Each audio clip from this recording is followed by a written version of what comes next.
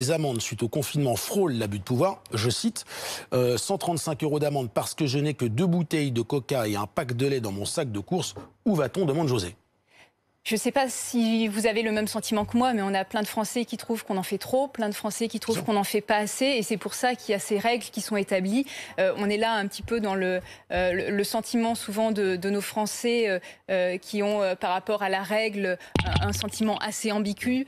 Donc non, 135 €, c'est une somme effectivement parce qu'on sait que c'est dissuasif et c'est comme ça qu'on veut faire respecter le confinement. Par ailleurs, ça ne vous a pas échappé qu'on avait durci la règle en cas de récidive. Bien donc sûr. Ceux qui ne la respectent pas, au bout de 15 jours, s'il y a deux amendes, ça peut aller jusqu'à 1 500 €. Et si à partir de 3 fois, au bout d'un mois, il peut y avoir une peine d'emprisonnement et ça devient un délit. Donc on a vraiment voulu marquer le coup au portefeuille, comme on dit, pour faire payer ceux qui ne respectent pas.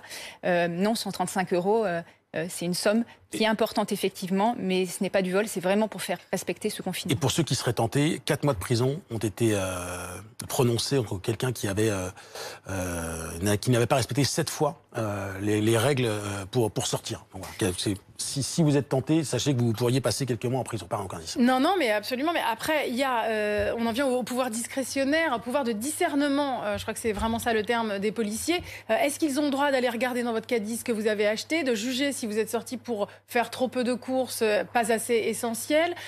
Comment ça, quelle est la ligne en fait? Alors il y a les policiers qui font cette vérification et je ne sais pas si vous avez vu, la plupart des supermarchés maintenant à l'entrée vérifient par exemple le nombre de personnes qui se déplacent faire des courses. Donc les policiers vont regarder ce qui relève de la première nécessité effectivement. Après vous avez toujours la possibilité de vous faire livrer à la maison ce dont vous avez besoin. Les achats en ligne ont fortement augmenté et si vous voulez acheter des biens qui ne sont pas de première nécessité, vous pouvez aussi avoir recours de manière très facilitée aux achats en ligne. Et on en est à combien de contrôles là, vous savez Le ministère ne communique plus depuis plusieurs jours. Alors, on communique de manière régulière, mais pas tous les jours, effectivement. On est environ à 3 millions de contrôles réalisés et 200 000 amendes.